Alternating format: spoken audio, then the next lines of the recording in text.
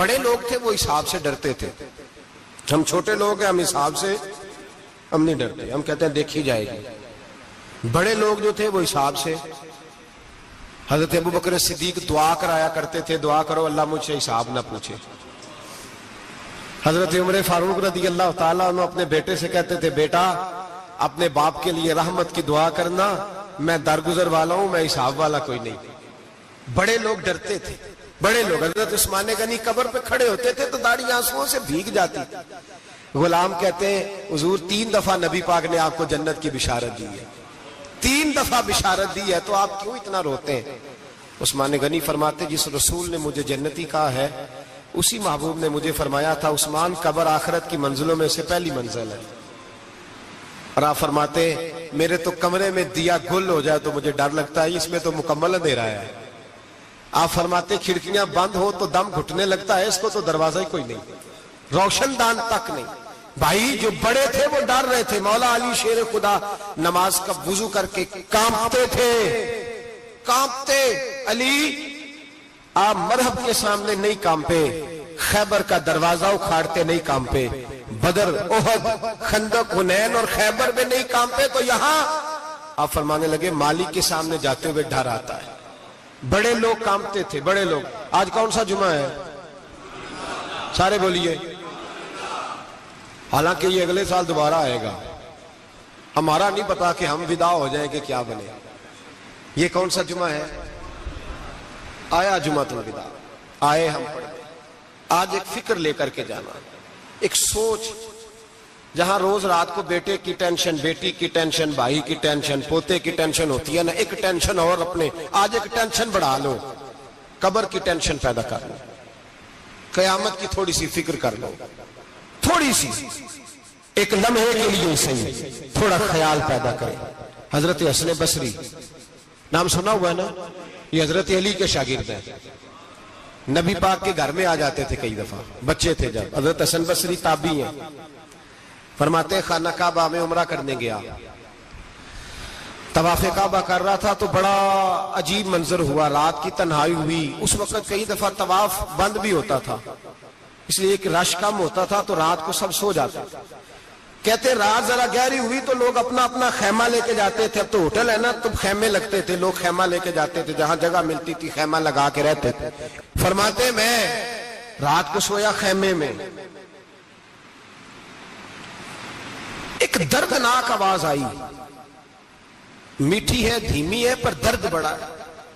کوئی رونے والا رو کے کہتا ہے اللہ حساب قیامت میں مجھ سے نہ لینا، اے اللہ تنہائی میں جتنا مرضی حساب لینا پر لوگوں کے سامنے نہ لینا.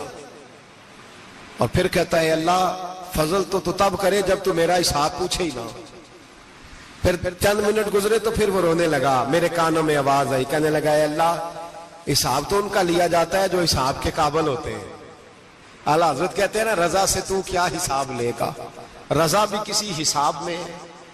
اے اللہ میں قابل نہیں، مجھ سے حساب نہ لینا. کہتے تھوڑی دیر گزری تو پھر وہ رونے لگا. پھر ذرا سانس سنبھلے تو پھر کہنے لگا اے اللہ میں تو لوگوں کو کوئی بندہ حساب پوچھ لے تو نہیں دے سکتا، میں تجھے کیسے حساب دوں گا. پھر تڑپنے لگا.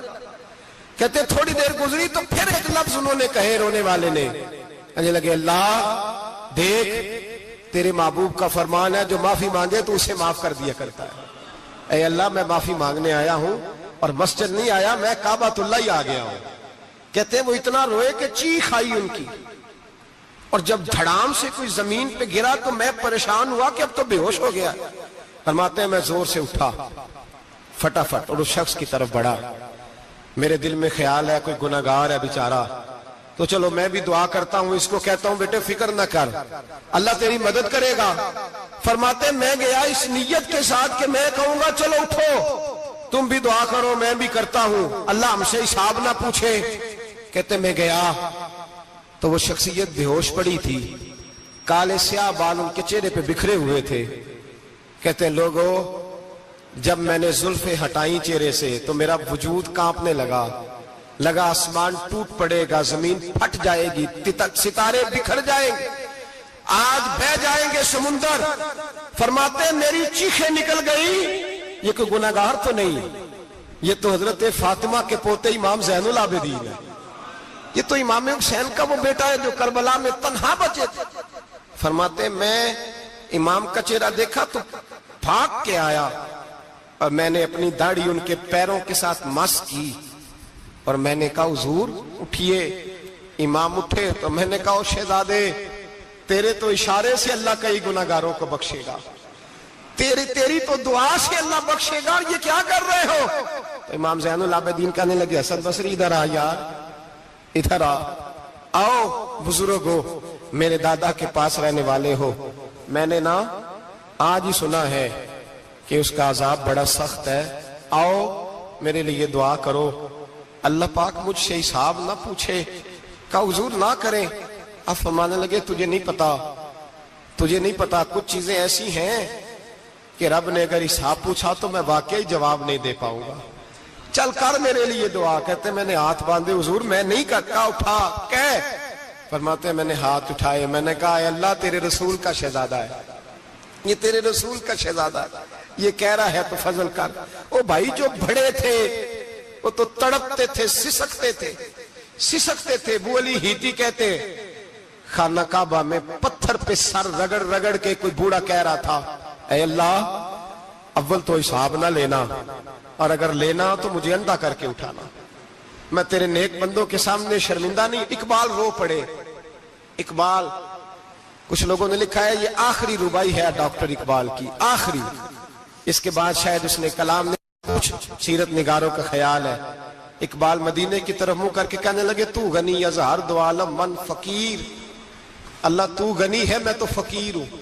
روز محشر عذر ہائے من پذیر, اے اللہ اول تو میرا کوئی عذر قبول کر لینا محشر کے دن, اور اگر نہ کرنا ہوا اگر تمہیں بینم حسابم نا گزیر, اگر ضرور ہی میرا حساب لینا ہے اے اللہ, اگر تو نے ضرور لینا ہے اے اللہ, اگر ضرور ہی لینا حساب, اول تو میرا عذر مان لینا, میری کمزوری پہ رحم کرنا اے اللہ, میرے بڑھاپے پر میری کمزوری پر رحم کرنا, اگر ضرور حساب لینا ہے از نگاہ مصطفیٰ پنہا بغیر, تو اے اللہ ذرا حضور کی نگاہوں سے اوجھل کر کے لینا. اے اللہ مجھے شرم آئے گی, میرے مصطفیٰ کریم فرمائیں گے میں تو تجھے ہر بات سمجھا کے آیا, ایک جگہ تیری رہنمائی کر کے آیا, تو کیسے عمل کما, ذرا اوجھل کر کے از نگاہ مصطفیٰ پنہا بغیر, ذرا حضور کی آنکھوں سے اوجھل کر کے سائیڈ پہ کر کے لینا, میں برداشت نہیں کر پاؤں گا. حضرت ابو علی ہیتی کہتے ہیں بابے نے سر رکھا ہوا ہے اور کہتے ہیں اللہ مجھے اندھا کر کے اٹھانا. فرماتے میں گیا, میں نے کہا چلو میں دعا کرتا ہوں جا کے. فرماتے جب میں نے جا کے بزرگوں کی کمر پہ ہاتھ رکھا, ان کا چہرہ دیکھا تو یہ کوئی گناہگار تو نہیں, یہ تو بغداد کے پیر عبد القادر جیلانی ہے, یہ تو محبوب سبحانی غوث سمدانی ہے, یہ تو وہ شخص ہے جو قدم لگائے تو اللہ ولایت عطا کرتا ہے. جو بڑے تھے وہ ڈر رہے تھے. معین الملت والدین عطائے رسول ہند الولی غریب نواز حضرت خواجہ معین الدین اجمیری رحمت اللہ علیہ, خواجہ قطب الدین بختیار کاکی کو تنہائی میں بلا کے کہنے لگے معین الدین سید زادہ ہے, معین الدین حضور کے خاندان میں پیدا ہوا ہے, معین الدین سے اس کے پیر کو بڑی امیدیں تھیں, معین الدین کو رسول پاک نے ہندوستان بھیجا تھا, پر قطب الدین یار معین الدین تبلیغ کا حق نہیں ادا کر سکا. حضرت خواجہ قطب الدین کہنے لگے حضور 90 لاکھ تو مسلمان کر دیے, اور کیا حق تھا؟ فرمایا نہیں, جب تو تہجد کی نماز پڑھے نا بیٹا اپنے لیے دعا مانگنا تو خدا سے کہنا مولا میرے پیر کی کوتاہیاں معاف کر. وہ جس اعزاز کا تھا وہ کام نہیں کر سکتا, جو بڑے تھے ان کی تو باتیں بڑی تھی. یہ جو ہم چھوٹے آئے ہیں نا نئے, ٹکٹیں دیتے پھرتے ہیں, ٹکٹیں, بے نمازی جاہل ان پڑھ پیر ٹکٹیں بانٹتا ہے لوگوں کو, تو بھی بخشا ہے تو بھی بخشا ہے. وہ 90 لاکھ لوگوں کو رائے حق پر لگا کے بھی کہتے تھے نہیں حق تو یہ ہے کہ حق ادا نہ ہوا, حق تو یہ ہے کہ حق کوئی شے پلے نہیں, ڈٹا ہوا کھڑا ہے مسلمان, ڈٹا ہوا. یہ حساب سنے. کسی نے حضرت ابو ہریرہ سے کہا کہ کوئی ایسی حدیث سناؤ جو آپ کو بھی بڑی محبوب ہو. حضرت ابو ہریرہ نے چیخ ماری, رونے لگے اور بے ہوش ہو گئے. پھر پھر ہلایا، پانی پلایا، اٹھے، کہا حضور بات کی تھی، حدیث سنائے، پھر رونے لگے۔ ہمیں تو نہیں نہ رونا آتا، ہمیں تو تب آتا ہے جب بیٹا بات نہ مانے، ہمیں تو تب آتا ہے جب کاروبار میں نقصان ہو جائے، ہمیں تو تب رونا آتا ہے جب ہمارا کوئی دوست ہمارے بارے میں غلط بات کر دے، بے عزتی دنیا کی ہو جائے۔ حضرت ابو ہریرہ 3 دفعہ ہوش آیا، 3 دفعہ روئے اور کہنے لگے عزیزو یہ وہ والی حدیث ہے کہ میں سوچتا بھی ہوں تو میں تڑپ اٹھتا ہوں۔ کہا کون سی حدیث؟ تو حضرت ابو ہریرہ کہنے لگے میں نے نبی پاک سے سنا ہے قیامت میں سب سے پہلے علماء کا حساب ہوگا، سب سے پہلے علماء کا۔ رب کریم فرمائے گا تمہاری دین کے نام پر بڑی موجیں تھیں، تمہارے بڑے پوسٹر چھپتے تھے، لائنیں بنا کے لوگ تمہارے ہاتھ چومتے تھے، لوگ تمہاری گڑی کو بھی چومنا اپنے لیے سعادت سمجھتے تھے۔ بتاؤ میرے رسول کے نام پر کھانے والوں کیا کر کے آئے ہو؟ عمل بتاؤ، عمل۔ موج بڑی کی نا تم نے، بتاؤ عمل۔ علماء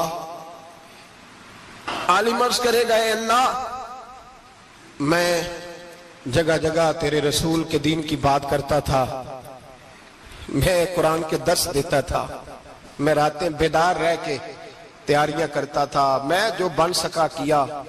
رب فرمائے گا نہیں، تو نے تو اس لیے کیا تھا کہ لوگ تجھے پیر صاحب کہیں، مولانا صاحب کہیں، تیرے نعرے لگائیں، تو لگے نہیں پھر تیرے نعرے، پھر لوگوں نے لمبے لمبے القابات پکارے نہیں تیرے۔ حضور سید عالم علیہ السلام فرماتے ہیں پہلا حساب اس کا لے گا جو عالم کہلاتا تھا۔ رب پوچھے گا تجھے طاقت دی، ہمت دی، بولنے کی صلاحیت دی، اپنے فضل سے دی، بتا کیا کما کے آیا ہے۔ حضرت ابو ہریرہ روتے ہیں، کہتے ہیں میں بھی تو حدیثیں سناتا ہوں، میں بھی تو عالم ہوں، میرے پیچھے بھی تو لوگ بھاگتے ہیں۔ لوگوں بتاؤ اگر اللہ نے ابو ہریرہ سے پوچھا تو کیا جواب دے گا؟ اللہ فرمائے گا علماء کے لیے بخاری مسلم ہے، انہیں اٹھاؤ اور جہنم میں ڈال دو۔ امام غزالی فرماتے ہیں اگر کسی عالم کو سزا ملی تو سب سے سخت عالم کو ملے گی۔ دعا فرمائیں اللہ میرے جیسے لوگوں کو ہدایت کا رستہ عطا فرمائے، اور جو کہتے ہیں سمجھتے ہیں اللہ اس پر عمل کی توفیق عطا فرمائے۔ فرمایا حضرت ابو ہریرہ نے دوسرے نمبر پر سخی اللہ کی بارگاہ میں کھڑا کیا جائے، مالدار۔ رب فرمائے گا بول، کچھ ایسے بھی تھے جن کے پاس شام کی روٹی نہیں تھی، تجھے میں نے تیری تجوری بھر کے تجھے دولت عطا کی، تجھے وراثت میں میں نے مربع دیے، جائیدادیں دی، بتا۔ وہ کچھ وہ تھے سویرے مزدوری کرنے جاتے تھے، کما کے لاتے تھے، ہزاروں روپیہ تیری بینک میں پڑا تھا، بتا کیا کیا تو نے؟ اے اللہ میں نے مسجد میں دیے، مدرسے میں دیے، 30 دن افطاریاں پکاتا رہا۔ اللہ فرمائے گا تو جھوٹ بولتا ہے، تو سارا کچھ اس لیے کرتا تھا کہ لوگ تجھے سخی کہے۔ ہاں ہاں تیرا اعلان ہوا مسجد میں، لوگوں نے کہا وہ دیکھو کتنے پیسے دے رہا ہے، اس کا وہ دیکھو نام لکھا ہوا ہے ہسپتال کے ایک کونے میں کہ یہ والا بلاک فلاں سیٹھ صاحب نے بنایا، یہ دیکھو لکھا ہوا ہے کہ یہ کمرہ مدرسے کا اس نے بنایا، تو لکھ دیا گیا، نعرے لگ گئے، اب جا دوڑ جا۔ اللہ جہنم میں پھینک دے گا۔ فرمایا پھر شہید کھڑا کیا جائے گا، ہاں بھئی تجھے طاقت دی، ہمت دی، بتا کہاں خرچ کی، کہاں؟ اے اللہ شہید ہی ہو گیا۔ فرمایا وہ تو اس لیے ہوا تھا کہ لوگ تجھے شہید کہیں، بہادر کہیں، تیرے نام پہ روڈ کا نام رکھا جائے، تمغہ حسن کارکردگی ملے سو مل گیا۔ میرے لیے بتا کیا کر کے آیا ہے میرے لیے، اسے اٹھاؤ اور جہنم میں پھینک دو۔ بھائیو عذاب کڑا ہے، عذاب سخت ہے، حساب سخت ہے، اور جو حساب لینے والا ہے اس کو میں نا تراویح ہو رہی تھی تو قاری صاحب نے ایک سورہ یاسین شروع کی، وَامْتَازُوا الْيَوْمَ أَيُّهَا الْمُجْرِمُونَ۔ اللہ فرماتا ہے قیامت میں میں کہوں گا مجرم جو ہے نا وہ صفوں سے باہر آ جائے، صفوں سے باہر آ جائے۔ ایک ہمارے فزکس کے ٹیچر ہوتے تھے، تو بڑی سخت چھڑی مارتے تھے. تو جب وہ قد بھی بڑا تھا، جلال بھی بڑا تھا، اور اصول بڑے اچھے انسان تھے لیکن سخت تھے، تو مجھے یاد آتا تھا کہ جب وہ سویرے آ کے کہتے جس نے کام نے لکھا وہ باہر نکل آئے. دو قسم کی چوٹ لگتی تھی. ایک تو خیال یہ آتا تھا کہ شرمندگی بڑی ہوگی کہ سارے اسٹوڈنٹ بیٹھے ہیں اور 2 3 4 ان کو کہا وہاں مرغے بن جاؤ. بڑی شرم آتی تھی. اور پھر جب وہ مارتے تھے تو اتنا سخت مارتے تھے کہ کئی دن تکلیف رہتی تھی، بتایا نہیں جاتا تھا. وہ اسٹوڈنٹ بتاتے تھے کہ یار اس سے بچو کسی بھی طریقے، اور کسی کا کام رہ بھی جاتا تھا کہتے تھے اس پیریڈ کی ڈیوٹی سبق یاد کر کے آنا ہے. سخت ٹیچر کے بارے میں تیرا میرا یہ رویہ ہے. تو یاد آ رہا تھا جب وہ کہہ رہے تھے نا وَامْتَازُوا الْيَوْمَ أَيُّهَا الْمُجْرِمُونَ، تو میں صف میں کھڑا تھا تو 2 قطرے میرے بہہ گئے آنسو کے. مجھے ساتھ بچہ کہنے لگا طبیعت ٹھیک ہے. میں نے کہا طبیعت تو ٹھیک ہے، کچھ یاد آ گیا ہے کہ میدان محشر میں یہاں تو چھپے ہوئے ہیں نا عیب، چھپے ہوئے. اور بھائی رب بڑا کریم ہے، عیبوں کے باوجود نوازتا ہے. میرا دعویٰ یہ ہے اگر ہمارے عیب کھل جائیں، لوگ ہمیں دھرتی پہ جینے نہ دیں، لوگ جینے نہ دیں، نکال دیں، اپنے بھی ہمیں برداشت نہ کریں، یہ تو اس کا کرم ہے. پتہ سارا ہے سردار مکیتیاں دا، پردہ چپایا ہی تیرا پلا ہو سی. وَامْتَازُوا الْيَوْمَ أَيُّهَا الْمُجْرِمُونَ. اللہ فرمائے گا مجرم باہر آ جائے. یا اللہ کیا ہوگا؟ جب سوال جواب ہوں گے تو رب فرماتے ہیں تیری زبان پہ مور لگا کے بند کر دوں گا. تیرے ہاتھ بولیں گے، پیر بولیں گے، سر بولے گا، پیٹ بولے گا. اس وقت کی فکر پیدا کریں، ٹینشن پیدا کریں. وقوع قیامت حق ہے. اور باندھ کے نا لوگ پیر باندھ کے زور کے ساتھ باندھتے. سگا بیٹا جب قبر میں دفن کرتا ہے نا تو وہ بھی کہتا ہے وہ کونا، یہ کونا تھوڑا سا مٹی کم ہے، یہاں بھی مٹی ڈالو. پہلے لوگ روزانہ جاتے ہیں، پھر ہفتے کے بعد، پھر مہینوں بیت جاتے ہیں. کچھ قبریں ایسی بھی ہیں جن پہ کھڑے ہوں تو لگتا ہے قبریں رو رہی ہیں اور کہتی ہیں جاؤ میرے گھر والوں سے جا کے کہو کوئی پھیرا ہی لگا جائے. ایک دفعہ آئے تو صحیح. کوئی مٹی نہیں ڈالتا. بادشاہوں کی قبریں روتی ہیں، سرمایہ داروں کی قبریں روتی ہیں، کوئی جاتا نہیں. اتنے موٹے سوراخ ہے قبروں میں. آپ اپنے شہر کے قبرستان پھر کے دیکھ لیں، سوراخ ہے. او بھائی حضرت مولا علی شیر خدا قبرستان گئے تو پہلے رونے لگے، پھر کہنے لگے قبروں والوں کیا حال ہے تمہارا؟ تو آپ فرماتے ہیں مردہ مجھے اندر سے بول کے کہنے لگا علی کفن پھٹ گیا، ہڈیاں ٹوٹ گئی. مال تو دے آئے تھے وارثوں کو، پر حساب ہمیں دینا پڑ رہا ہے. تو بتا پیچھے کیا حالات ہیں؟ تو حضرت علی کہنے لگے تمہاری بیویوں نے اور نکاح کر لیے، تمہارے دوستوں نے نئے دوست بنا لیے، تمہاری اولادوں نے تمہارے بغیر جینا سیکھ لیا، تمہاری جائیدادیں بٹ گئیں، تمہارا پیسہ تقسیم ہو گیا. پہلے تو کوئی تمہارا نام لیتا تھا، اب تو تمہارا ذکر ختم ہو گیا. اب تو 1 2 نسل تک تمہارا ذکر تھا، اب تو تمہیں یاد ہی کوئی نہیں کرتا. کہتے ہیں لوگ یہاں کوئی رہا کرتا تھا، یہاں کوئی ہوا کرتا تھا. اب تو تم قصہ پارینہ، قصہ ماضی ہو گئے. حساب کا وقت قریب ہے. کیوں پر بڑا زور دیا ہے. ایک اللہ کو ماننا، اور اللہ کو ماننے کا مطلب ہے نبی پاک کو بھی ماننا. اللہ کو ماننے کا مطلب ہے کتابوں کو بھی ماننا، قرآن پاک کو بھی ماننا. لیکن 2 باتیں آپ کو زیادہ ملیں گی. ایک ایمان، اور اس کے بعد سب سے زیادہ زور ہے ایمان بالآخرت پر. آخرت کو مانو. وَمِنَ النَّاسِ مَن يَقُولُ آمَنَّا بِاللَّهِ وَبِالْيَوْمِ الْآخِرِ وَمَا هُمْ بِمُؤْمِنِينَ. اللہ فرماتے ہیں کچھ لوگوں کا دعویٰ ہے کہ ہم اللہ اور آخرت پر ایمان رکھتے ہیں، حالانکہ وہ ایمان نہیں رکھتے، دعویٰ کرتے ہیں، نفاق کا مظاہرہ کرتے ہیں، منافقت کرتے ہیں. جو اللہ کو ماننے والا ہوتا ہے اس کا رنگ اور ہوتا ہے. جس کو پتہ ہوتا ہے قیامت کے دن اللہ کے حضور کھڑے ہونا ہے، اس کے اعمال یہ نہیں مانتے. کہتے ہیں ہم مانتے ہیں، پر مانتے، دعویٰ ہے کہ ہم مانتے ہیں آخرت کو بھی اور اللہ کو بھی، پر نہیں مانتے. قیامت قائم ہونا ضروری ہے. اگر وقوع قیامت نہ ہو تو ظالم کی تو موجیں لگ گئیں. جابر تو موج کرے گا, فاسق اور فاجر تو کہیں گے دنیا میں بھی ہم اپنے اقتدار کے زور پر جیتے رہے, آج بھی ہمیں پوچھنے والا کوئی نہیں.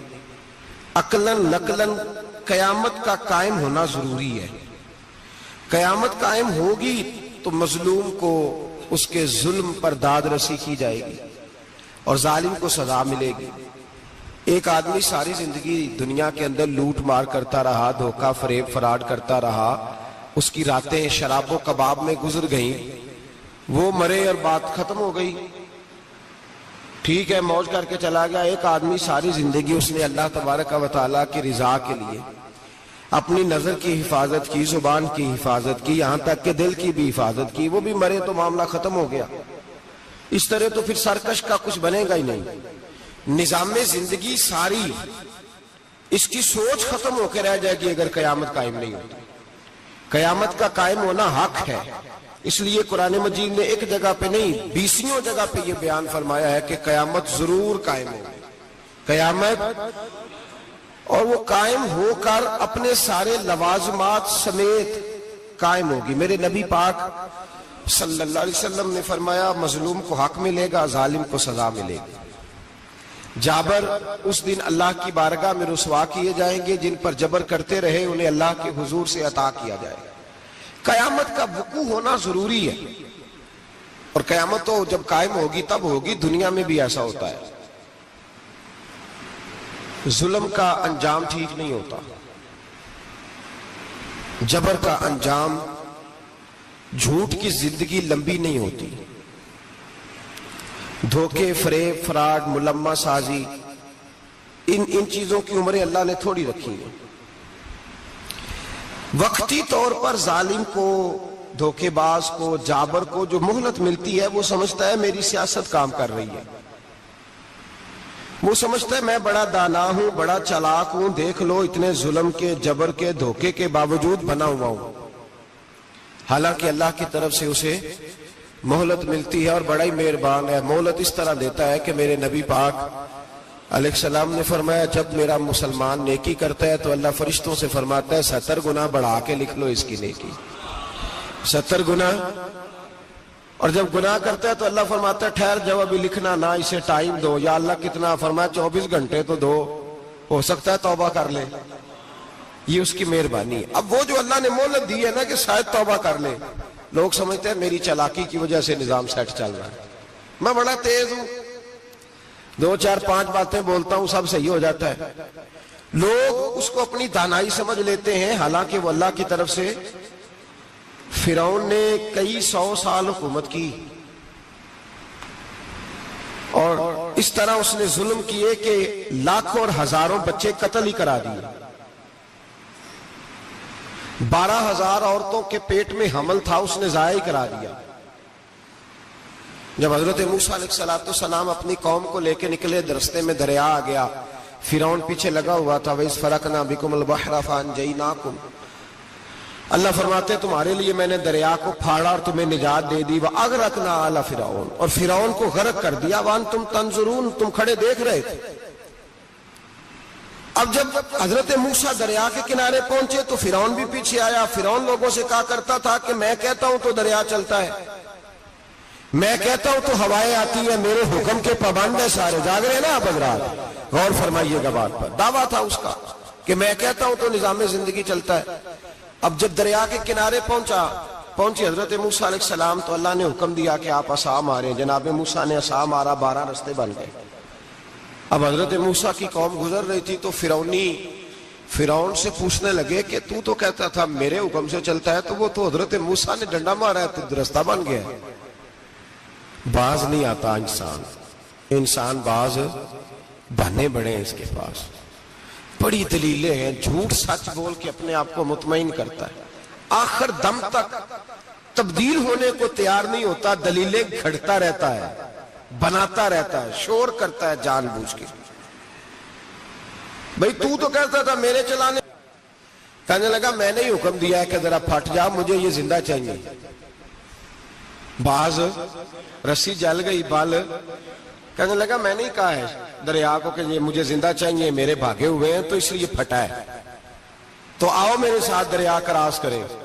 तो पता तो उनको भी था ना, जितना तो रब बना हुआ है, पता तो था, सारे जानते थे। कहने लगे तू पहले क्रॉस कर, अगर तू बच गया तो हम भी पीछे आते हैं। अब चारों नाचार। एक रवायत तो ये है कि ये जब खुदाई का दावा करता था ना, तख्त पे बैठा होता था, तो एक दिन हजरत जिब्रील आए इसके पास इंसानी शक्ल में। तो कहने लगे मैं बड़ी दूर से आया हूं, तो एक मसला पूछना था। का पूछो। कहने लगे एक गुलाम था किसी बादशाह का, तो बादशाह ने उसे थोड़ी देर के लिए एक इलाके की सरबराही दे दी। कितनी देर के लिए? कितनी देर के लिए हमें सरबराहियां मिलती हैं? क्यों जी? थोड़ी देर के लिए मिलती है ना। थोड़ी देर के लिए सरबराही दे दी एक गुलाम को। जरा बात को समझिए। हजरत जिब्रील पूछते हैं, कहते हैं सरबराही मिल गई। अब वो मालिक ही बन के बैठ गया है, वो बात ही नहीं सुनता। उसको थोड़ी देर के लिए बनाया था, वो तो खुदाई का दावा करने लगा है। आप बताएं उसका अंजाम क्या होना चाहिए? ये मसला पूछने आया हूं। तो फिरौन कहने लगा उसका अंजाम यह है कि उसे पानी में गोते दे दे के मार दे। अंजाम क्या है? बोलिए बोलिए, क्या अंजाम है? क्या अंजाम है जी? पानी में। अल्लाह अकबर। अपनी सजा तजवीज कर रहा है। उसकी सजा के उसे पानी में गोते दे दे के मारो जालिम को। उसे थोड़ी देर के लिए बनाया था और वो छाई गया है, कब्जा ही कर गया है।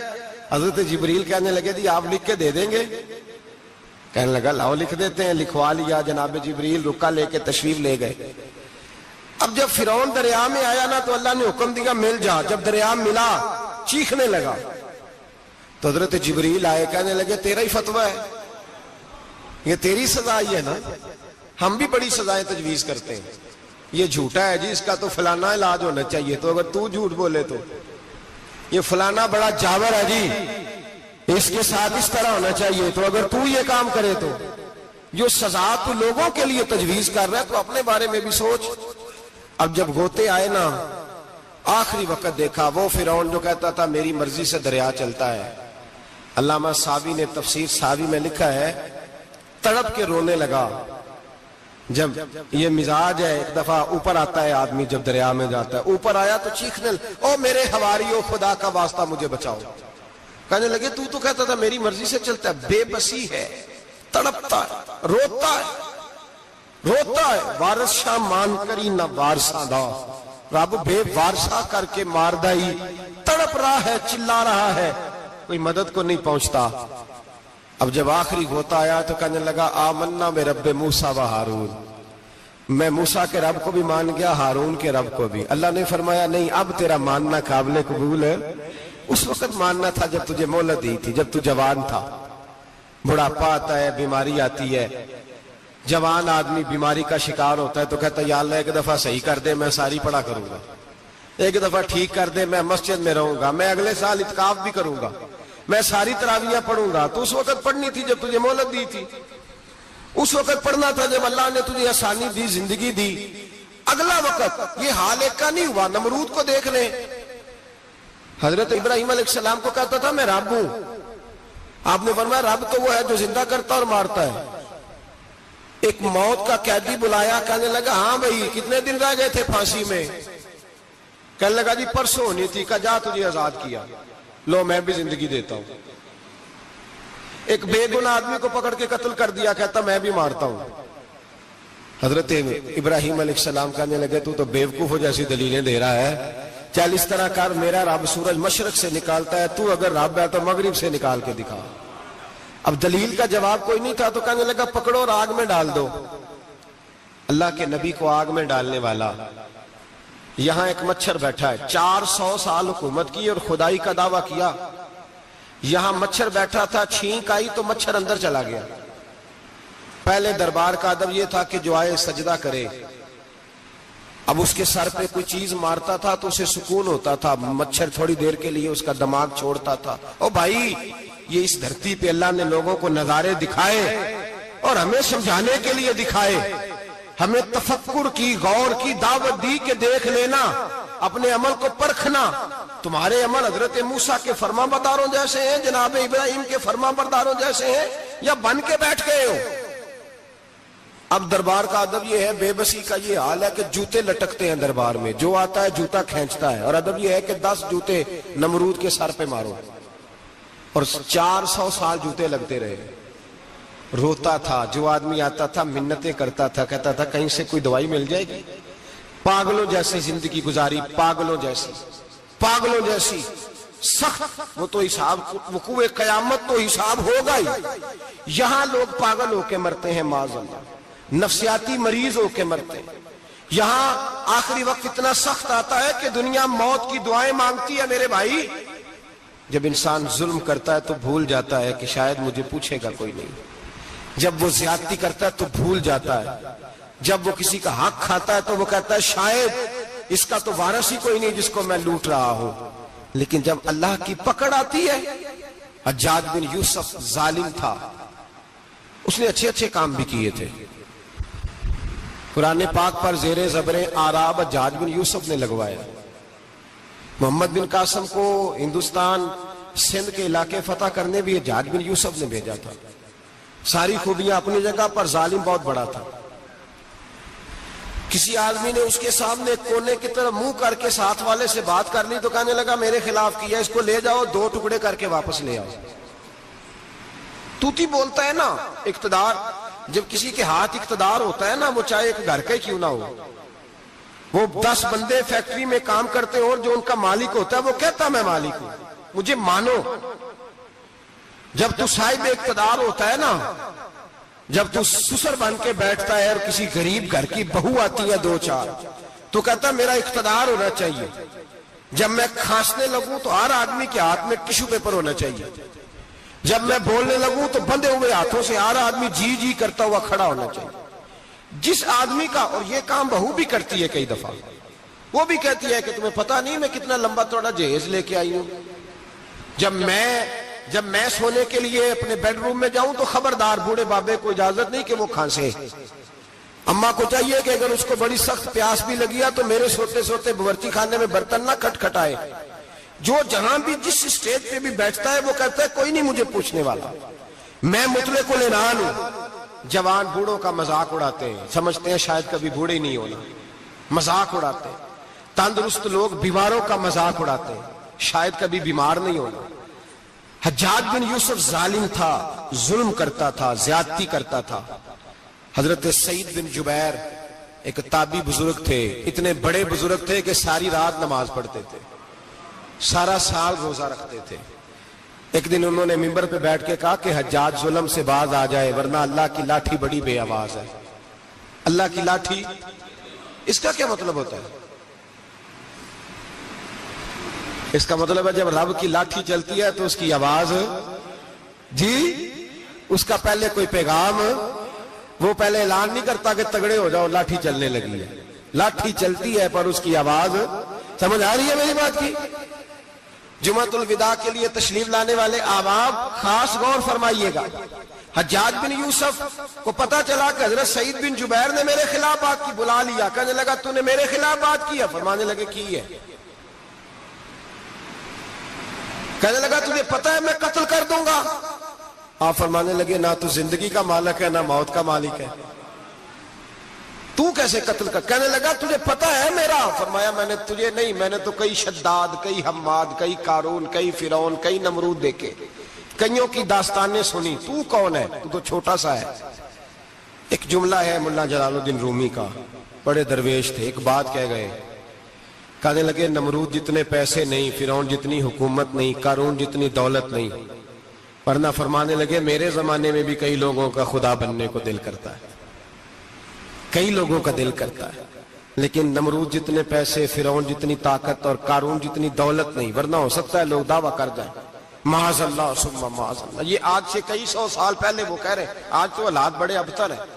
حضرت عیسیٰ علیہ السلام کے پاس ایک شخص آیا، کہنے لگا میں نے آپ کے ساتھ رہنا ہے، میں نے ہمیشہ آپ فرمانے لگے میں ضرور ساتھ رکھوں گا پر دنیا داری کا مطالبہ نہ کرنا۔ جی تو اس پیر دے بندے کی میں مرید ہون، جدے مرید ہویا دکان ہی نہ چمکے، کیا مطلب ہوا بیعت ہونے کا؟ اتنی دیر کے مرید ہوئے ہیں تو کوئی فائدہ نہیں ہوا، نہ کاروبار چمکا نہ دکان بنی، الٹا پیر صاحب کہتے ہیں سود بند کر دو, دھوکے بند کر دو, فریب بند, جتوں ہوندا پیا اتوں بھی نہیں آن دے, کیا فائدہ ہے نا جی. تو کوئی مکر فریب ہی نہیں, دجل ہی نہیں, سادہ سادہ کام کیسے ہوگا. حضرت عیسیٰ علیہ السلام کہنے لگے میرے ساتھ رہنا ہے تو دنیا داری سے, بولیے, دنیا داری سے بچنا. کہنے لگا جی بالکل صحیح ہے. آپ فرمانے لگے چلو ٹھیک ہے. حضرت عیسیٰ نے چاہا کہ اس کا امتحان کریں. فرمایا پہلے دن وہ آیا ہے صحبت صلح میں رہنے کے لیے, خیر سیکھنے کے لیے. حضرت عیسیٰ علیہ السلام فرمانے لگے کتنی روٹیاں کھائے گا. کہنے لگا ایک. آپ نے 3 روٹیاں منگوائی, ایک خود کھائی, ایک اس کو کھلائی, تیسری وہیں رکھی, اور جناب عیسیٰ دریا پہ وضو کرنے تشریف لے گئے. واپس آئے تو روٹی کوئی نہیں تھی وہاں. فرمایا روٹی کس نے کھائی ہے. کہنے لگا کوئی پتہ نہیں. جناب عیسیٰ علیہ السلام نے نا اس کو معجزہ دکھایا. ایک ہرن جا رہی تھی, اس کے ساتھ 2-3 چھوٹے چھوٹے بچے تھے. حضرت عیسیٰ علیہ السلام نے ہرن کا ایک بچہ پکڑا, اس کو ذبح کیا. ہرن بھی کھڑی ہو گئی, باقی بچے بھی کھڑے ہو گئے. ذبح کیا اور ذبح کر کے اس کا گوشت بھونا, اس کو بھی کھلایا, خود بھی اتنا کھایا کہ سیر ہو گئے, ڈکار آنے لگے. فرمایا کھایا ہے نا تم نے. لگا حضور کھایا ہے. فرمایا پیٹ میں ابھی ہے کا ہے. ہرن کے بچے کی ہڈیاں پڑی ہوئی تھیں. جناب عیسیٰ نے ساری ہڈیاں اکٹھی کر کے فرمایا کم باذن اللہ, اللہ کے حکم سے کھڑا ہو جا. وہ ہرن کا بچہ پھر زندہ ہو گیا. آپ فرمانے لگے ہرن کے بچے کا گوشت تیرے پیٹ میں بھی ہے, میرے پیٹ میں بچہ وہ جا رہا ہے. اب تو بتا دے روٹی کس نے کھائی ہے, اب تو بتا دے. کہنا جی کوئی پتہ نہیں, مجھے پتا. حضرت عیسیٰ علیہ السلام اس کو ساتھ لے گئے, دریا کے اس پار جانا تھا. فرمایا ہاتھ پکڑا چلو گزرو. دریا میں پیر رکھا, اس کا بھی اپنا بھی. کہنے لگا جی ڈوب جاؤں گا. فرمایا تو میرے ساتھ ہے, تجھے معجزہ دکھانا ہے, اللہ کی قدرت دکھانی ہے. پیر رکھا دریا میں, پیدل چلتے ہوئے دوسرے کنارے چلے گئے. کوئی ڈوبا نہیں, پیر بھیگا نہیں. فرمایا اتنی بڑی تو نے معجزہ دیکھا, اب تو بتا دے روٹی کس نے کھائی ہے. کہنے لگا جی پتا, مجھے خبر, حالانکہ سانو سارا ہی پتا ہوتا ہے, پتا نہیں مجھے. بولے بن جاتے ہیں نا منٹ میں. حضرت عیسیٰ کہنے لگے میں اللہ کا پیغمبر ہوں, مجھے منوانا آتا ہے. دریا کے اس پار گئے تو ریت تھی, صحرا کا علاقہ تھا. جناب عیسیٰ نے ریت کٹھی کی, چھوٹی چھوٹی ڈھیریاں لگائیں. 3 ڈھیر ریت کے لگ گئے. 3 ڈھیر, جب 3 ڈھیر لگ گئے تو جناب عیسیٰ علیہ السلام نے پھونک ماری, وہ ساری کی ساری ریت سونا بن گئی. حضرت عیسیٰ علیہ السلام کہنے لگے یہ 3 حصے ہیں سونے کے, ایک حصہ میرا ہے, ایک تیرا ہے, اور تیسرا اس کا جس نے تیسری روٹی کھائی ہے. کہنے لگا جی میں نے ہی کھائی ہے. تیسرا حصہ اس کا جس نے تیسری روٹی کھائی. کہنے لگا جی روٹی. فوراً مان گیا بے قدرہ کچھ قدر نہ جاتی, کیتی خوب تسلی ہو, اے دنیا دار پجاری زردے کتیاں دے گل ٹلی ہو, میں نے ہی کھائی ہے. وہ میاں صاحب کمال کر گئے, اور ایک شخص لے گیا میاں محمد بخش علیہ رحمہ کو تانگے پہ بٹھا کے. کہنے لگا یہ پہلی بھی میری, وہ بھی میری, وہ باغ بھی میرا, یہ میرے چاچے کی, وہ میرے تائے کی, یہ میرے دادے کی, بڑے مالدار ہیں. آپ فرمانے لگے چل چھوڑ کوئی اور بات بھی کر. نہیں جی نہیں, وہ فلانی شے بھی میری. آپ فرمانے لگے یہ بتا تجھ سے پہلے کس کی تھی. کہنے لگا فلانے سے خریدی ہے. فرمایا اس سے پہلے کس کی تھی. چپ کر گیا. آپ فرمانے لگے دانش مندہ نہ کم نہ ہی دل دنیا نہ لانا, اس بوٹی کئی خامد کیتے, جو کیتا سو کھانا. چھوڑ اس کی بات نہ سنا, اس کا تو کبھی کوئی مالک ہوتا ہے کبھی کوئی ہوتا ہے. کہنے لگا جی میں نے ہی کھائی ہے روٹی. تو حضرت عیسیٰ کہنے لگے تو نے ظلم کیا, نبی کی صحبت پر تو نے ایک روٹی کو فوقیت دی, ایک روٹی, اور مجھے دھوکہ دیا اللہ کے پیغمبر کو. فرمایا جا میں نے مال کا کیا کرنا ہے, سارا ہی سونا تیرا ہے, 3 ڈھیریاں تو ہی رکھ لے. حضرت عیسیٰ کہہ کے گزرے تو پیچھے سے ڈاکو آ گئے, تلواریں ہاتھ میں, 2 ڈاکو, سونا پڑا ہوا دیکھا. کہنے لگے تیرا ہے, کہا میرا ہے. کہنے اٹھ دوڑ جا تجھے قتل کر دیں گے. منت کرنے لگا. کہنے لگا یار اس طرح کرو نا, بانٹ کے کھاتے ہیں, بانٹ کے کھا لیتے. بات طے ہو گئی, ایک ایک ڈھیری کے مالک ہو گئے. اب وہ بات چیت ہونے لگی, نام پتہ واقفیت ہو گئی, تعارف ہو گیا. اب وہ جو 2 ڈاکو تھے ان کو وہ شخص کہنے لگا بھوک لگی ہے یار کو روٹی کھاؤ. کچھ پیسے دے کے ایک کو بھیجا. وہ جو 2 ڈاکو تھے ان میں سے جو کمزور تھا اس کو بھیجا کہ جاؤ کھانا لے کے آؤ. وہ کھانا لینے گیا تو پیچھے سے کہنے لگا تیرا رشتہ دار ہے. کہا نہیں. کوئی تعلق. کہنے لگا کوئی نہیں. آدھا حصہ کیوں دیتے ہو؟ کہنے لگے کمزور سا بندہ ہے، روٹی شوٹی لا دیتا ہے، میرے کام شام کرتا ہے، تو میں اس کو آدھا. اس نے کہا دفع کرو، چھوٹے چھوٹے کام کرتا ہے تم آدھا حصہ دیتے ہو، آتا ہے تو پکڑ کے قتل کر دیتے ہیں، سونا آدھا آدھا بانٹیں گے. ٹھیک ہو گیا جی. وہ جو روٹی لینے گیا تھا وہ بھی کہنے لگا مجھے تو نوکر سمجھا ہوا ہے نا، کھانے میں لاؤں، پانی میں لاؤں، بستر میں بچھاؤں، آج اتنا سونا ہاتھ آیا، بڑا ڈاکہ لگا، ان کو قتل کرتا ہوں نا دونوں کو، تو سونا میں قبضے میں کرتا ہوں. اس نے بھی دھوکہ دینے کا ارادہ کیا، کھانے میں زہر ملایا. امام راضی فرماتے ہیں وہ زہر ملا کھانا لے کے پہنچا، روٹی رکھی تھی، ان دونوں نے یک بارگی حملہ کیا، اسے قتل کر دیا. قتل کر کے لاش دریا میں پھینکی، مست ہو کے کھانے لگے. جب سیر ہوئے تو پھر پیٹ کٹنے لگا، انتڑیاں ٹوٹنے لگیں، ناک منہ کان ہر چیز سے خون نکلنے لگا. چیخے مارتے کوئی سارا سونا لے لے ہمیں بچا لے، سارا کچھ لے لے جان بخش دے، رونے لگے تڑپنے لگے. لیکن اب کوئی بچانے نہیں آیا، کوئی داد رسی کو نہ آیا. تینوں لاشیں ایک دریا میں، دوسری وہاں، مر گئے، مردہ ہو گئے. حضرت عیسیٰ علیہ السلام چند گھنٹوں کے بعد گزرے تو لوگوں نے کہا حضور یہ کیا ہے؟ فرمایا دنیا داری کا انجام، لالچ کا انجام، دھوکے کا انجام، فریب کا انجام. او بھائی بیماری لگ گئی سیٹھ صاحب کو، مالدار صاحب کو، چودھری صاحب بیمار ہو گئے، کروڑوں روپیہ پڑا ہے تجوری میں، لیکن شفا کبھی خریدی نہیں جا سکتی، صحت کسی دکان سے ملتی نہیں، دھوکے سے اکٹھا کیا ہوا مال وہ پڑا ہے سامنے، لیکن اس کے منہ سے چند نوالے نہیں اتر رہے. یہاں تک حالات ہیں. ہماری عدالتوں کا اللہ حافظ ہے، اب وہاں کیس جاتے ہیں خلا کے، خلا کا کیس گیا، خاوند کے خلاف بی بی نے مقدمہ کر دیا. اب عورتیں اللہ ماشاءاللہ دھوکہ دیتی ہیں، ایڈریس غلط بتاتی ہیں. خاوند کو نوٹس گیا، اب اس کو ملے گا تو وہ عدالت میں آئے گا نا. میں آپ کو جینون کیس ایسے دکھا سکتا ہوں، میرے پاس لوگ مسئلہ پوچھنے آتے ہیں. غلط ایڈریس دیا، 3 پیشیوں پہ خاوند نہیں گیا تو عدالت نے طلاق کی ڈگری جاری کر دی. کسی فقہ کے کسی مفتی کے نزدیک طلاق نہیں ہوتی، لیکن عورتیں دوسرا نکاح کر کے پھر رہی ہیں. کسی سنے غور کرے، اس میں اختلاف بھی نہیں ہے، مسالک کا نکاح نہیں، لیکن طلاق. اب ہم نے دھوکہ دیا، بھائی دیکھیں میرے پاس طلاق ہے یونین کونسل کی، یہ میرے پاس طلاق ہے عدالت کی، یہ میرے کیا کر. طلاق نکاح یونین کونسل کے ساتھ ہوتا ہے کہ خاوند کے ساتھ؟ اور بولے تو صحیح یار، کس کے ساتھ ہوتا ہے؟ تو طلاق یونین کونسل دے گی، خاوند دے گا؟ عجیب تماشا ہے. عدالت کے ساتھ نکاح ہوا کہ خاوند کے ساتھ؟ عجیب بات ہے بھائی. کسی جاؤ چوتھے آدمی سے کہو طلاق دے دے، کیسے طلاق ہو؟ موٹی سی بات ہے. اور لوگ آ کے گھر بسانا ہوتا ہے نا. اور اللہ معاف کرے اس دھوکے میں کئی دفعہ سرپرست بھی شامل ہوتے ہیں اور دلیلیں دیتے ہیں، کہتے جی نہیں پھر ڈالتے غلط ہے، پاکستان کا قانون. میں نے کہا مجھے کیا بتاتے ہو؟ پاکستان کے قانون عدالت کی میں بات ہی نہیں کرتا، میں تو رسول اللہ کی بات کرتا ہوں، تو نبی پاک کی بات کر رہا ہوں. جب مصطفیٰ کریم کا قانون آ گیا تو بات ختم ہو گئی، وہ کوئی سا بھی قانون ہو. دھوکہ اتنا عام ہے، فریب اتنا عام ہے، جھوٹ اتنا عام ہے، دجل اتنا عام ہے. لوگ ہر بات میں دھوکہ، دینداری میں دھوکہ، نکاح اور طلاق میں دھوکہ، ہر جگہ لوگ دھوکے کے ساتھ جینا چاہتے ہیں. فریب اور فراڈ کا لائسنس. اگر آپ ناراض نہ ہو جائیں، جس وکیل نے کیس پکڑا ہوتا ہے اسے پتا ہوتا ہے کہ جو آدمی میرے پاس لے کے آیا جھوٹا ہے کہ سچا ہے، پتا ہوتا ہے کہ نہیں؟ چلو ہونے کا مطلب یہ نہیں کہ تسی وکیلاں دے دوالے ہو جائے، لیکن یہ بتائیں اسے خبر ہوتی ہے کہ نہیں؟ نہیں تو ہمیں کوئی نہیں پتا اس گل کا. پتا ہوتا ہے نا، تو پھر کیوں اس کا کیس لے کے عدالت میں جاتا ہے؟ پتا ہے نا سارا. جو گاہک ساتھ گئے ہوئے، اور ہمارے معاشرے میں تو مرد ہونے کی علامت ہے، مرد ہونے کی، چودھری ہونے کی علامت ہے کہ یار اگر کوئی غلطی کر کے آیا تو اس کی سپورٹ کرنی ہے. یہ مرد ہونے کی علامت ہے، یہ مرد ہونے کی علامت ہے. مرد وہ ہوتے ہیں جو سپورٹ کرتے ہیں دوستوں کے گناہوں میں، وہ مرد ہوتے ہیں.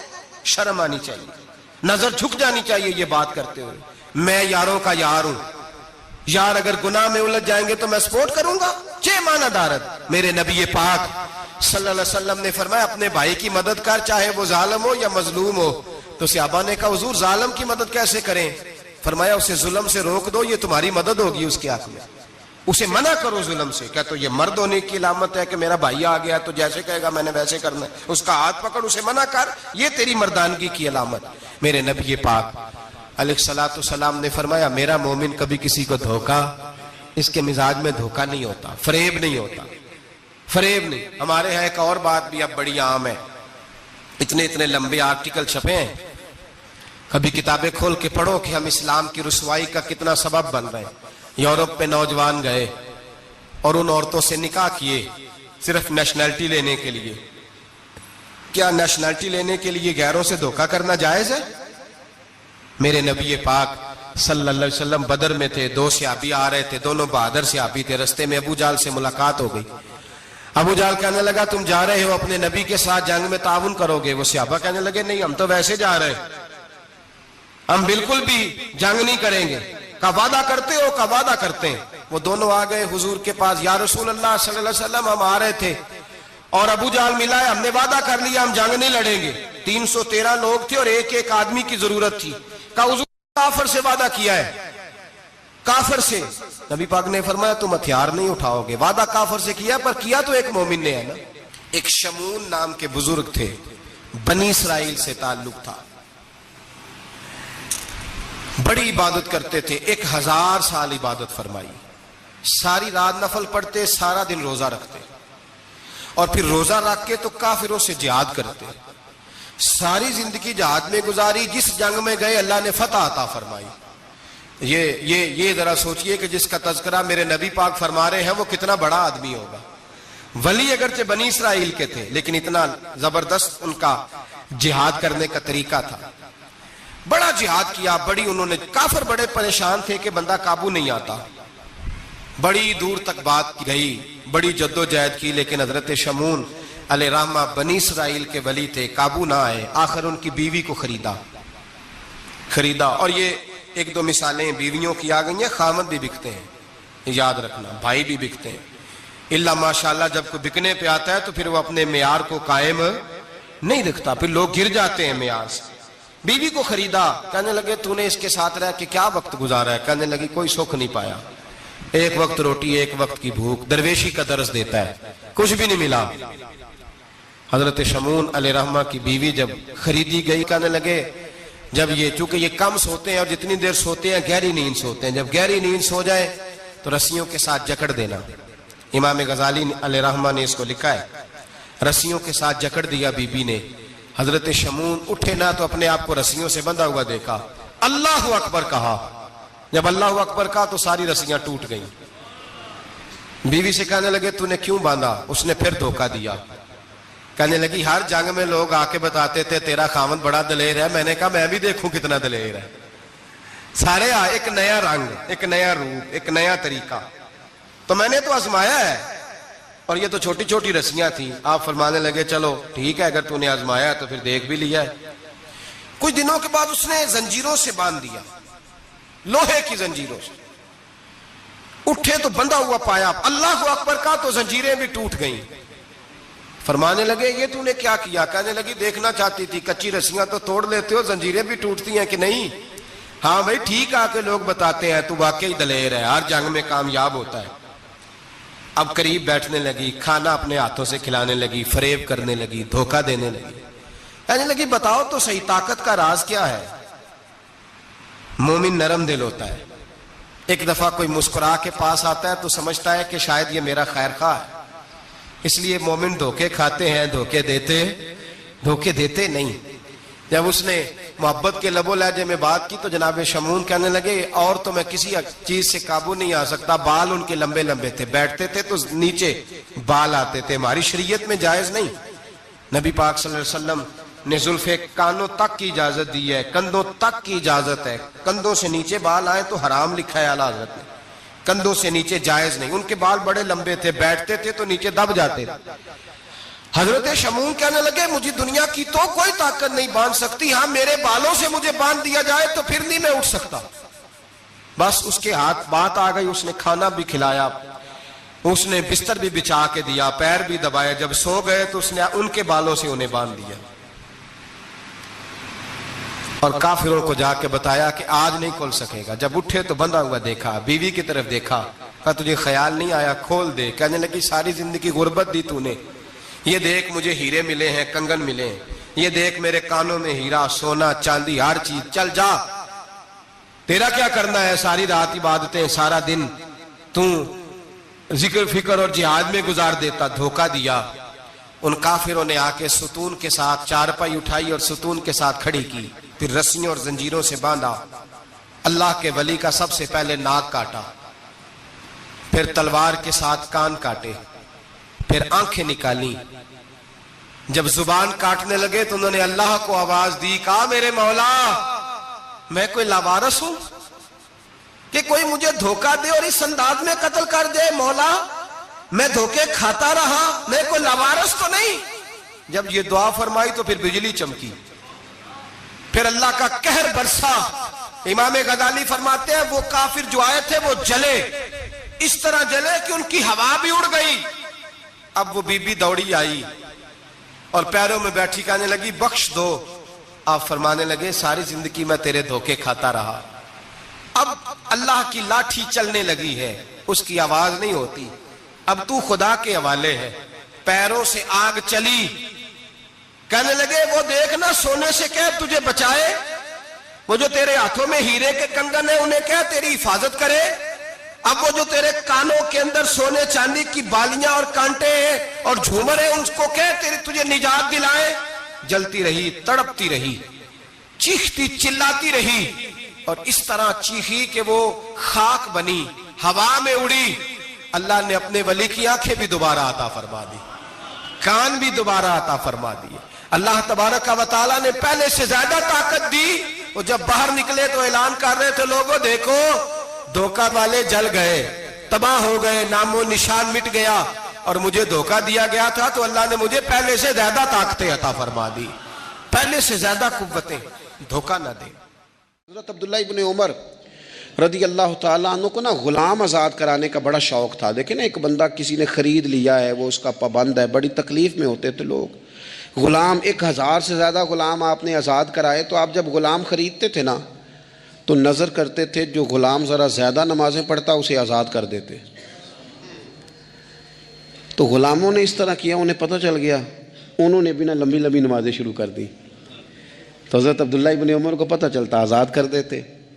ایک دن آپ کے بیٹے کہنے لگے حضور یہ آپ کو دھوکہ دیتے ہیں, لمبی لمبی نمازیں پڑھتے ہیں, آپ آزاد کر دیتے ہیں, بعد میں پتہ نہیں 5 بھی پوری پڑھتے ہیں کہ نہیں پڑھتے. تو حضرت عبداللہ ابن عمر کہنے لگے پتر تیرا کیا خیال ہے, مجھے نہیں پتا. کہا حضور پتہ ہے. فرمانے لگے یہ مجھے رب کے نام پر دھوکہ دینا چاہتے ہیں, جو رب کے نام پہ دھوکہ دے روز دے, میں روز دھوکہ کھانے کو تیار ہوں.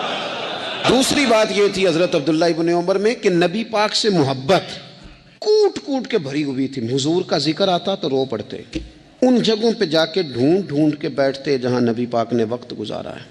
ایک درخت کا پتہ چلا کہ یہاں حضور تھوڑی دیر آرام فرما ہوئے تھے, انہوں نے دیکھا تھا یا انہیں معلومات ہوئی, تو ہمیشہ اس درخت کو پانی دیتے, اس کا خیال کرتے, کہتے یہ درخت ہمیشہ تر و تازہ رہے, یہاں میرے نبی پاک نے تھوڑا وقت گزارا ہے. وہ مکہ مکرمہ میں بھی جاتے تو وہ جگہ ڈھونڈ ڈھونڈ کے جہاں حضور نے نماز پڑھی تھی نماز پڑھتے. مسجد نبوی میں آتے تو جس منبر پر حضور بیٹھ کے خطبہ دیتے تو اس پہ ہاتھ پھیر کے چہرے پہ ملتے. حضور کی قبر انور پر حاضری دیتے, السلام علیکہ یا رسول اللہ کہہ کے اس بارگاہ عالی مرتبت میں حاضری دیتے. حضرت صدیق اکبر کو سلام کرتے, حضرت عمر کو سلام کرتے. پیر سن ہو گئے ایک دفعہ چلتے چلتے, تو کسی نے کہا جس سے سب سے زیادہ پیار ہے نا اسے پکارو, پیر ٹھیک ہو جائے گا. تو فوراً کہنے لگے یا محمد صلی اللہ علیہ. اور یہ امام بخاری نے لکھا ہے الادب المفرد میں, خود امام بخاری لکھتے ہیں کہ حضرت عبداللہ ابن عمر نے یا محمد کہا اور ان کا پیر سویا ہوا ٹھیک ہو گیا. یہ لوگ بڑی محبت کرنے والے. آپ فرمایا کرتے تھے شاید زندگی میں لوگوں نے کسی سے اتنا پیار کیا ہو جتنا نبی پاک علیہ السلام کے غلاموں نے مجھ سے کیا ہے. ہر وقت لوگ ان کے گرد رہتے, لوگ محبت کرتے. حجاج بن یوسف جب حکمران بنا نا تو بڑا ظالم تھا. اس کو یہ بات اچھی نہیں لگتی تھی کہ ہر وقت لوگ حضرت عبداللہ ابن عمر کے پیچھے گھومیں. بادشاہوں کا خیال ہوتا ہے نا بادشاہ عام میں تو پروٹوکول کوئی اور لے کے جا رہا ہے. اس نے ایک دفعہ جمعہ پڑھاتے پڑھاتے معاذ اللہ حضرت عبداللہ بن زبیر رضی اللہ تعالیٰ عنہ کے خلاف کوئی بات کی تو حضرت عبداللہ ابن عمر اگرچہ بڑے صلح جو تھے، صلح پسند تھے، لیکن اگر حق کی بات ہوتی اور اس طرح سے ہوتی کہ کوئی بڑی غلط بات کرتا تو پھر ٹوکنے میں بھی بڑی جرت کا مظاہرہ کرتے۔ ایک دفعہ اہل کوفہ نے آپ سے مسئلہ پوچھا نا، چونکہ آپ مفتی تھے، لوگ مسئلے پوچھتے تو انہوں نے پوچھا حضرت عبداللہ ابن عمر سے کہ مکھی اور مچھر کا خون لگ جائے تو اس کا کیا مسئلہ ہے، کپڑے ناپاک تو نہیں ہوتے؟ تو اس سوال کا جواب دینا چاہیے تھا نا، ہوتے ہیں کہ نہیں ہوتے؟ تو فرمانے لگے حسین ابن علی کا خون بہا کے اب مکھیوں کے خون کے مسئلے پوچھنے شروع کر دیے، اب تمہیں یہ والا خون نظر آنے لگا ہے؟ حضور کی اولاد پاک کو شہید کر کے اب ان مسئلوں میں آئے ہو؟ میں خیال نہیں آتا تمہارے دلوں میں گھٹن ہے حضور کی اولاد کے لیے اور دین کے مسئلے پوچھتے ہو؟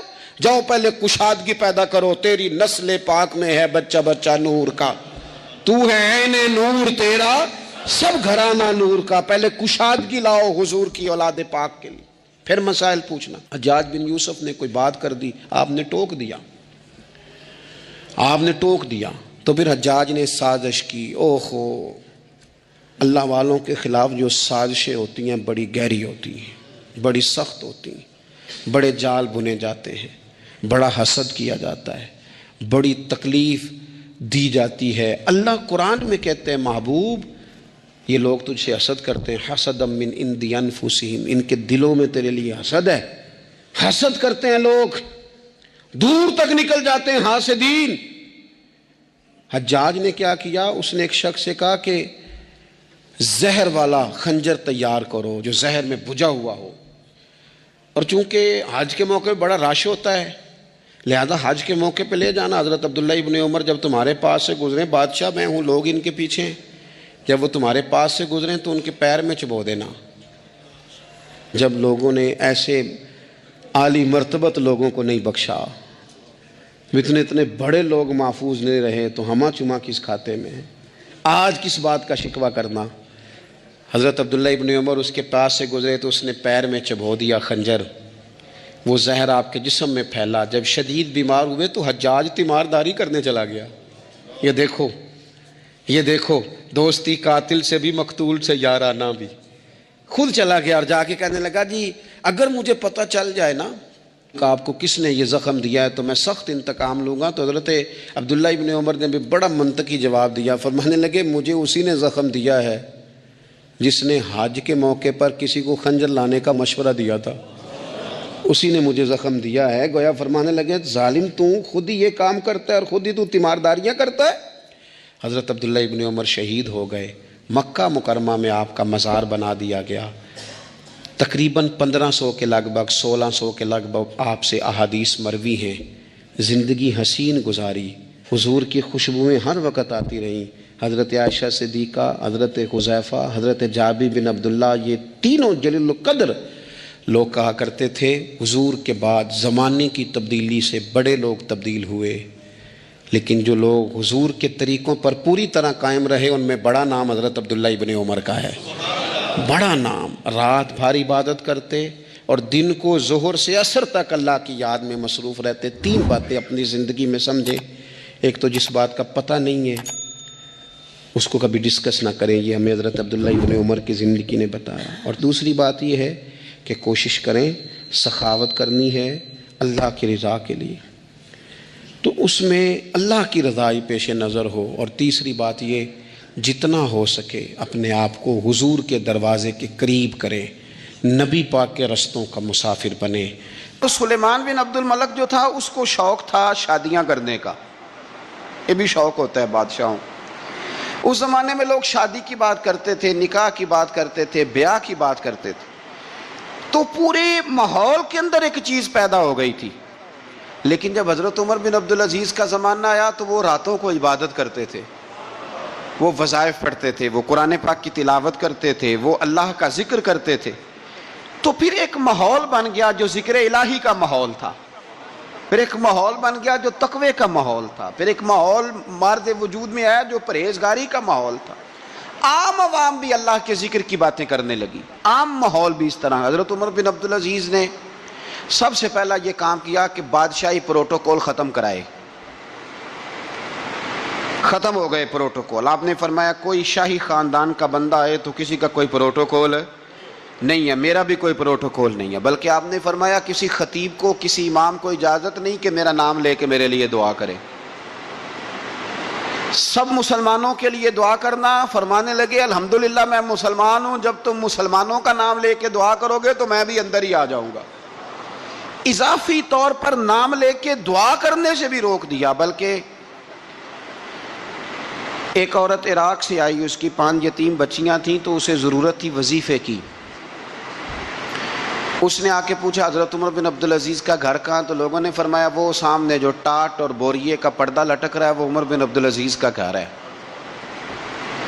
دروازے پہ دستک دی تو ایک عورت اندر برتن دھو رہی تھی. پوچھا السلام علیکم, امیر المومنین سے ملنا ہے. وہ کہنے لگی اس درخت کی چھاؤں میں بیٹھ جاؤ, ابھی تشریف لاتے ہیں. تھوڑی دیر گزری تو حضرت عمر بن عبدالعزیز آئے تو کنویں سے پانی نکال کے نا, سین میں کنواں تھا, تو جو جگہ میں مٹی اڑ رہی تھی نا, گرد اڑ رہی تھی, ہوتا ہے نا عصر کے بعد لوگ پانی پھینکتے ہیں, وہاں پانی پھینکنے لگے, چھڑکاؤ کرنے لگے. تو تھوڑی تھوڑی باتیں وہ خاتون آپ سے کرنے لگی. تو وہ جو عورت آئی تھی نا, وہ کہنے لگی تم غلام سے باتیں کر رہی ہو, تمہیں پردہ کرنا چاہیے. کہنے لگی یہ غلام نہیں, یہ میرے شوہر ہیں, اور یہ امیر المومنین عمر بن عبدالعزیز ہیں. کہنے لگی یہ عمر بن عبدالعزیز ہے؟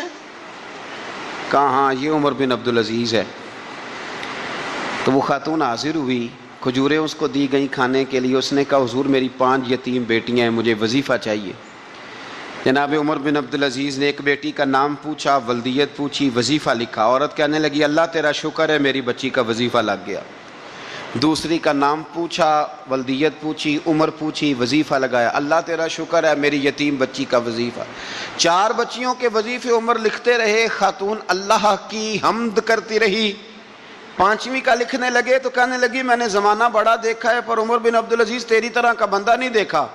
آپ فرمانے لگے اب میں 5ویں کا وظیفہ نہیں لکھتا, 4 کا وظیفہ جا کے گورنر سے منظور کرا لے, اور 4 کو کہنا تھوڑا تھوڑا 5ویں کو بھی دے دے.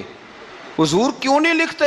فرمایا جب تک تو حمد کے لائق رب کی حمد کر رہی تھی میں وظیفے لکھ رہا تھا, اب تو نے میری تعریفیں شروع کر دی. اپنی تعریف پر کیسے وظیفہ لکھوں؟ وہ تو حمد کے لائق ہے, اس کی حمد ہونی چاہیے, لیکن میں اپنی تعریف پر, اپنی خوشامد پر میں نہیں لکھتا. جا اللہ تعالیٰ تیری لیے بہتری کرے. وہ خاتون کہتی ہے میں وہاں سے آئی, مجھے مہینوں لگ گئے, سفر لمبا تھا. عراق پہنچی تو عراق کے گورنر کو جب میں نے وہ روکا دیا تو ان کی چیخیں نکل گئی, تڑپ کے روئے. میں نے کہا کیا ہوا؟ کہنے لگی بی بی جس نیک آدمی نے تجھے یہ لکھ کے دیا تھا نا, چند دن ہوئے ان کا انتقال ہو گیا. عمر بن عبدالعزیز پردہ فرما گئے. وہ خاتون پھر روئی, کہنے لگی یتیم بیٹیوں کا اب کیا بنے گا, اس رکے کا کیا بنے گا؟ تو آپ فرمانے لگے بی بی جب امیر عمر بن عبدالعزیز جیسا ہو تو گورنروں کو بھی اللہ کچھ توفیق دے ہی دیتا ہے. اگر انہوں نے تیرا وظیفہ زندگی میں لکھا تھا تو فکر نہ کر, جب تک میں زندہ رہوں گا وظیفہ پہنچتا رہے گا. آپ کے گورنر نے لکھا کہ حضرت صاحب گورنر ہاؤس کی عمارت کمزور ہو گئی ہے, نہیں بنا لوں. تو آپ فرمانے لگے تو عدل کا قلعہ کیوں نہیں بناتا, انصاف کی دیواریں کیوں نہیں کھڑی کرتا؟ فرمایا چھوڑ اینٹیں لگانا, عدل و انصاف کا قلعہ بنا. سب سے بڑی بات یہ تھی کہ بڑے پابند تھے صوم و صلات کے, دن کو تلاوت کرتے, رات کو عبادت کرتے, پنجگانہ نماز میں کھڑے ہوتے. اللہ کے خوف کی بات آتی تو چڑیا کی طرح پھڑ پڑاتے, ڈرتے. آپ کی اہلیہ کہنے لگی عمر بن عبدالعزیز یہ کیفیت کیسے ہوئی؟ فرمانے لگے ایک ذہن میں بات بیٹھ گئی تھی کہ رب نے حساب پوچھنا ہے اور میں نے حساب دینا ہے. تو جس کو پتا ہونا میں نے حساب دینا ہے اور مجھ سے کسی نے حساب پوچھنا ہے, پھر سمجھیں حساب دینا ہے اور کسی نے حساب پوچھنا ہے, حساب دینا ہے اور حساب. تو فرماتے ہیں جب یہ ذہن بن گیا نا کہ میں نے حساب دینا ہے اور رب نے حساب پوچھنا ہے, تو بس پھر میں نے حساب کر کے رکھنا شروع کر دیا. پھر میں نے کوشش کی ہے کہ حساب کروں کہ نا انصافی نہ ہو جائے, ظلم نہ ہو جائے. ایک آدمی بڑی دور سے چل کے آیا, عرض کی حضور آپ کے گورنر نے میرا مال چھین لیا ہے. واپس نہیں کرتا تو حضرت عمر بن عبدالعزیز رحمۃ اللہ نے رکا لکھا، فرمایا میں نے تو تجھے نیک آدمی سمجھ کے گورنر بنایا تھا اور تو لوگوں کے مال نہیں واپس کرتا، فوراً واپس کر۔ اس کے نام جب خط لکھا تو آدمی خوش ہو گیا، تو آپ فرمانے لگے اب یہ بتا تیرا آنے جانے کا خرچہ کتنا ہوا؟